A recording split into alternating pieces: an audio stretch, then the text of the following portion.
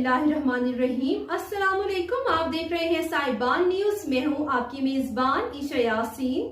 शामिल करेंगे अहम खबर।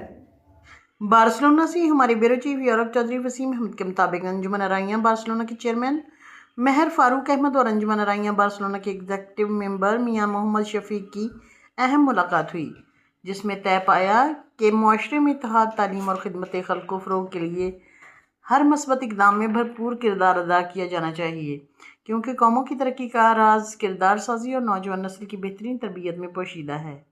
महर फारूक अहमद ने कहा कि उनका मिशन नौजवानों को तालीम याफ्ता, बासलाहियत और हुनरमंद बनाना है, ताकि वो मुस्तक़बिल के चैलेंजेस का एतमाद के साथ मुकाबला कर सकें। उन्होंने कहा कि तालीम, किरदार साजी और मस्बत तरबियत ही तरक्की याफ्ता मुआशरे की बुनियाद है। अब तक के लिए इतना ही। मजीद खबरों और अपडेट्स के लिए देखते रहें साहिबान न्यूज। हमारे चैनल को लाइक, शेयर और सब्सक्राइब